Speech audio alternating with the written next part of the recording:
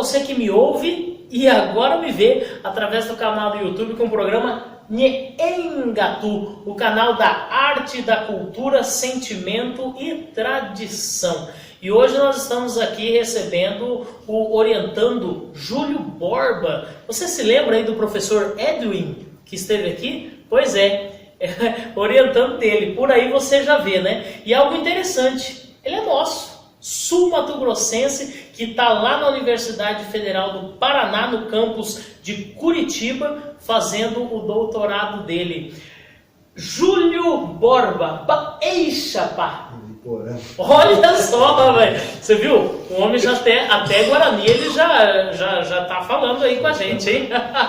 Júlio Borba, que prazer recebê-lo aqui, né? Nós tivemos aqui no programa também com o professor Edwin, né? E por sinal, no programa você foi lembrado, viu? O Sul-Mato-Grossense foi lembrado aqui no programa através do professor Edwin. Que prazer estar recebendo você aqui. E conte-nos um pouco dessa história, dessa trajetória na Faculdade de Música. Saiu aqui de Campo Grande, é formado em Mato Grosso do Sul, foi para Curitiba. Como que é essa história?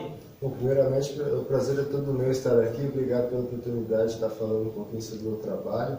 E mandar um bom dia, uma boa tarde aí para as pessoas que estão me assistindo, né?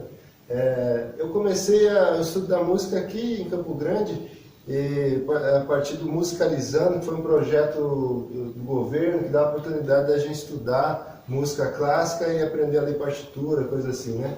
Foi o primeiro acesso que eu tive a esse meio, né, de educação musical. E depois, a partir dessas ferramentas que eu adquiri nesse projeto, eu consegui entrar no curso de música, né, da UFMS. Um curso muito legal, muito bacana, que me ensinou eu consegui entrar mesmo nesse campo da música de concerto, né? Muito importante nessa época da minha vida. E aí eu lembro que eu estava estudando essa música, fui procurar Radamés Inátila, que é um grande compositor brasileiro. Então foi um momento bem legal na minha vida. E aí, a partir daí, eu comecei a me interessar pela música que eu ouvia dentro de casa, que é a música que minha mãe, que é paraguaia, meu pai é gaúcho, ouvia bastante, que é o chamamé polca paraguaia, né? Eu pensei que eu poderia... Que mescla é essa, em gaúcho com paraguaio? E os dois cantam, tocam nas respectivas cidades e países o chamamé, né? Sim, exatamente. Até inclusive, depois a gente fala um pouquinho mais sobre isso, mas eu fui no Paraguai recentemente e lá descobri que tem chamamé no Paraguai também, né? E é muito interessante, eu achava que só tinha polca e guarânia, né? Aí eu vi que os próprios músicos falam que existe o chamamé. Mas em casa, então, acontecia essa mescla, né? A minha mãe nunca foi musicista, só que sempre teve presente essa cultura paraguaia dentro de casa, né? E também depois que eu fui conhecer minha avó, daí, entrar em contato um pouco com o Guarani, né? Essas comidas típicas paraguaias, né? E aí, meu pai que tocava junto com meu tio, os dois gaúchos, né? Mas eles sempre gostaram muito de polca paraguaia e chamamé. Então esse repertório sempre estava presente dentro de casa. E eu percebia que desde essa época, aí, 2014, por aí, que se tinha um interesse pela música regional daqui, vamos dizer assim, mais pela canção, né? Então você ouvia coisas de Almir Sater, Paulinho Simões, são grandes gêneros da nossa música, só que nunca se falava da música instrumental, né? E eu como instrumentista eu ficava incomodado com isso, porque eu achava que a música instrumental também tinha um grande sentido e significado dentro da cultura, né? E aí eu fui conhecer o professor Edwin, a partir de um show que eu fui fazer com um grande músico daqui chamado Marcos Assunção. Eu fui para Curitiba fazer um show e lá encontrei o Edwin. E aí ele falou que existia essa possibilidade de eu fazer um curso que eu podia estudar a música popular, que eu achava até então que só podia estudar música erudita, né? E aí eu fui lá fazer um estudo sobre o chamamé, que é principalmente na obra do Dino Rocha, né? Dino Rocha que é um gênero musical aqui que a gente tem, um cara muito importante dentro da história da música do Mato Grosso do Sul. Diga-se de passagem, um ícone sul-mato-grossense. Exatamente. A gente tem a Gaivota Pantaneira, que é um tema que é muito caro dentro da nossa cultura, né? Como se fosse um símbolo mesmo da nossa cultura pantaneira, né? E aí eu fui estudar, principalmente a música de Dino Rocha, porque eu descobri que existe uma prática aqui que a gente chama de estilo duetado, que é uma maneira peculiar de se fazer o chamamé, em que em vez de você pensar a mão esquerda do sanfoneiro como um acompanhamento, igual se faz no sul do país, o pessoal se faz o duetado, né, que é fazer sempre a dobra da melodia na mão esquerda, né? Eu achei fascinante, é uma maneira única de se tocar chamamé, e sempre com essa temática do Pantanal, né? Falar sobre a cultura de Mato Grosso do Sul, que é sempre muito rico e pouco falado em outras regiões, né? Então eu percebia dentro de Curitiba, por exemplo, que pouco se conhecia sobre a nossa cultura aqui, né? Assim como pouco se conhecia sobre a cultura paraguaia, né? Principalmente dentro de Curitiba. Você vai ver que Curitiba apesar de ser super cosmopolita, né? Às vezes a gente vai ter um interesse maior do que está acontecendo, por exemplo, nos Estados Unidos, ou o próprio centro do país, que seria o Sudeste, né? Rio de Janeiro, São Paulo. Ou seja, você sai de Mato Grosso do Sul já com esse propósito, né? Sim, eu fui lá para estudar a música daqui. E foi interessante que o meu professor Edwin Pitre, ele gostou muito desse tema, né? E ele me deu essa oportunidade de fazer essa pesquisa. Então eu fiz essa dissertação sobre o chamamé, primeiramente, né? Essa dissertação de mestrado, então, foi baseado no chamamé, em Dino Rocha, essas questões. Sim, e aí foi interessante que no final do meu mestrado eu comecei a perceber que no fundo o que eu estava falando mesmo é sobre polca paraguaia. Eu percebi que o Paraguai é o grande hipocentro, que a gente diz, né, dessa música de 6x8 que acontece dentro da América do Sul, aqui, principalmente mais nessa tríplice fronteira, né? Brasil, Paraguai e Argentina, né? E existe até umas questões de conflitos identitários, né? Que o pessoal fala que o chamamé é paraguaio, daí outros falam que o chamamé é argentino. Existe essa disputa aí entre esse gênero musical, né? Até mesmo porque, às vezes, a gente que circula muito na área da cultura, da música, a gente ouve falar que, antigamente, as pessoas chamavam de polca correntina. E aí nasce essa questão lá, né, polca correntina, já vem de Correntes, né? E o chamamé nasceu da polca paraguaia, que já tem outros gêneros europeus, alguma coisa assim. É algo meio confuso isso aí, não é verdade? Sim, muito confuso. A gente vai ter o primeiro registro de chamamé em 1930, né? E aí a gente tem o primeiro registro de polca paraguaia lá em 1958, mais ou menos, 1858, lá no século XIX. E a guarânia nesse intervalo aí? Sim, a gente tem os primeiros registros mais ou menos em 1920, com o José São Flores, que vai mais ou menos ser considerado pelo menos o pai da guarânia, né? E tem então, cronologicamente a gente vem a guarânia, a polca e o chamamé? Seria a polca paraguaia, a guarânia e o chamamé. Polca paraguaia, a guarânia e o chamamé. A polca paraguaia seria o primeiro, né? É uma música campesina que surge ali, a gente já tem relatos literários da polca paraguaia ali na década de 50 do século XIX. Né? Esse campesino que você fala é do interior, tipo o nosso Pantanal aqui? Sim, exatamente. Esse pessoal do campo, esse pessoal simples, né? Esse pessoal que faz churrasco, esse pessoal que gosta de dançar baile, esse é o pessoal que começa a fazer esse tipo de música, né?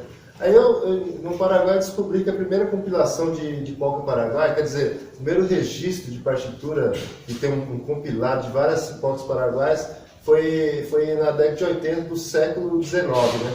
Em 1880 por aí. 80.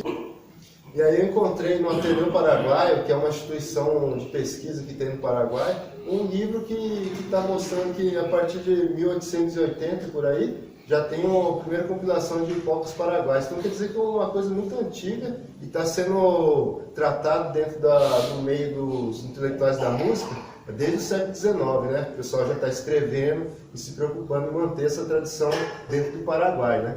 Ou seja, algo que era campesino está sendo trazido e estudado no meio acadêmico. Sim, isso desde o século XIX, né?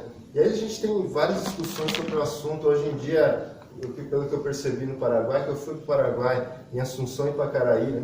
Você ficou um tempo lá estudando isso aí no seu doutorado, por exemplo? Exatamente. No meu doutorado eu tinha o propósito de fazer uma tese a partir de uma etnografia, né? Que é um processo que a gente vai num lugar, a gente fala com as pessoas e procura o que tem lá sobre o que você está pesquisando. No meu caso, eu estava pesquisando sobre a polca paraguaia. Mas assim, só cortando um pouquinho, foi um pouco assustador você chegar no Paraguai com o seu violão 7 cordas, tocar uma polca, um chamamé, uma guarânia, um violão de 7. Depois você me explica um pouquinho mais sobre isso também. Isso é muito interessante, é meio que um susto que a gente tem com estranhamento, né?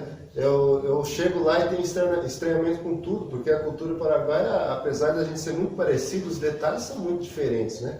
E principalmente na língua. A primeira coisa que a gente acha incrível, né? Vai começar o espanhol, que é diferente do português, só que a gente dá um jeito, né? Sim. Só que quando chega o Guarani, aí sim a gente vê uma diferença enorme. E a gente vê lá no Paraguai muito o famoso Diopará, que é uma mescla que tem do espanhol e guarani. Então, de repente, as pessoas estão falando espanhol, falam em guarani, retorna para o espanhol. Isso aí. Teve uma dificuldade disso aí também, sim, né? E parece que tem muito a ver com o sentimento, né? Às vezes o Paraguai está falando assim, calmamente, ele vai falando espanhol, mas quando o sangue esquenta mesmo, alguma coisa assim, já vai tudo em guarani. Então era comum eu estar conversando com a pessoa, entendendo tudo assim, daí começa a esquentar, assim começa a falar em guarani, você vê metade da frase, eu não entendi nada. E aí eu vi que agora eu passo a entender que eu tenho que, para entender a polca paraguaia, eu tenho que entender pelo menos um pouco o Guarani. O né? Guarani. Sim. E o Guarani é um idioma, diga-se de passagem, um idioma muito difícil, porque ele tem muitas variantes ali. Né? Sim, às vezes uma palavra tem uns 4 significados. Vários significados. Né? Sim. E aí na música teve esse estranhamento, então? Tive um estranhamento muito grande, porque apesar de a gente entender bem a estrutura do que está acontecendo na polca paraguaia, a maneira de pensar o fraseado, talvez por conta da influência do Guarani, é completamente diferente do que acontece no Brasil. A gente aqui do Brasil não consegue entender, por exemplo, por que a polca paraguaia lá no Paraguai é pensada em 2, né? Então a gente tem O que é esse pensamento em 2? Então, vou pegar o violão aqui para mostrar um pouco. A gente vai sempre pensar aqui no Brasil, o tipo de polca paraguaia. Esse pensamento em 2 tem a ver com 6x8? Exato, exatamente. A gente está todo nesse paradigma de 6x8, né? Tanto aqui no Brasil como no Paraguai. Às vezes, quando você for mais para o sudeste do país, você vai ver que está indo mais para o ternário, tipo como se fosse uma valsa, né? Só que aqui em Mato Grosso do Sul a gente tem esse 6x8 forte. Só que mesmo aqui eu creio que a gente vai pensar mais por 3, ao contrário do Paraguai, que é mais 2, né? Então, por exemplo, aqui, quando... Pessoal, ele vai passar na prática isso para nós aqui, hein? Quando a gente vai pensar a dança, eu estava acompanhando tanto em aulas, né, como outros músicos, a gente vai pensar sempre com uma referência o baixo aqui no Brasil, né? Então...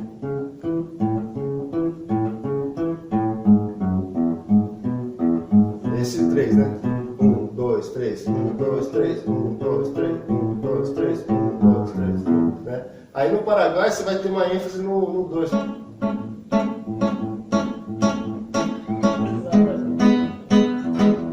Isso aqui vai fazer toda a diferença na articulação, como a gente vai pensar a música. Parece que é igual e não é, né? Não é, é muito diferente. A gente na prática começa a ver que é diferente. Sim, aí você vai ver um arpista tocando, ele vai pensar essas duas coisas, né?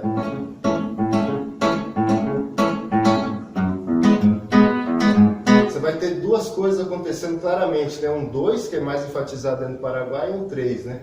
E aqui no Brasil a gente perde um pouco vamos dizer, esse swing aqui, né? Então a gente tem uma diferença, por exemplo, quando você ouve uma guarana, uma polca paraguaia abrasileirada, né? A gente perde um pouco essa característica aí.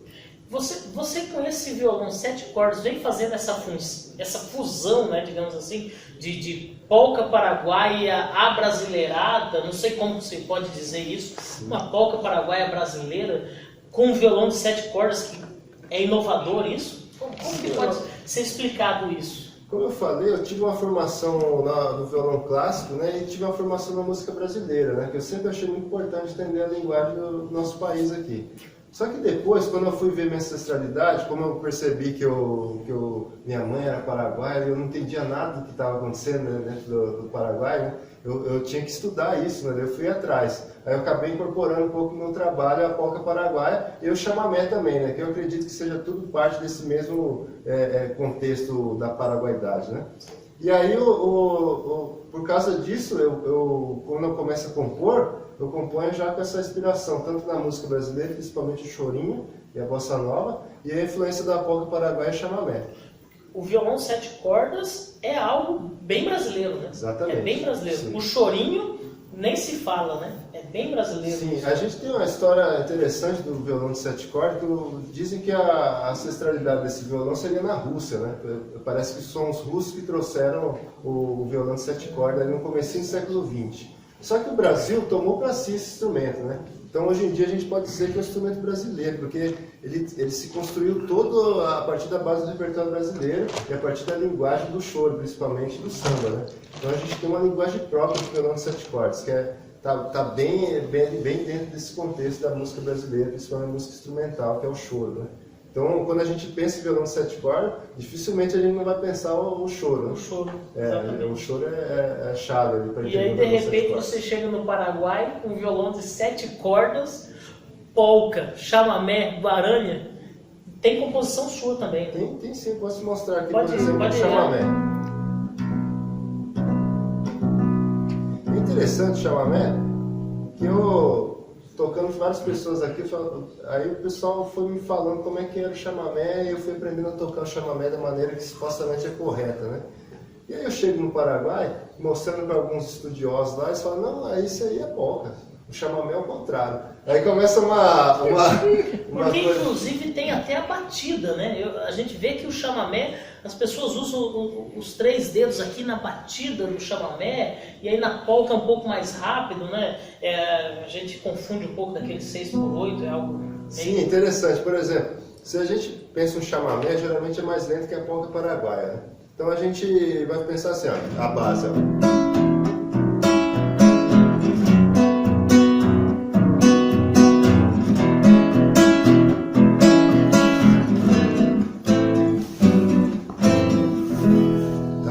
E aí, no caso, a polca paraguaia vai ser mais rápida, ela vai ter outras acentuações. Então, por exemplo...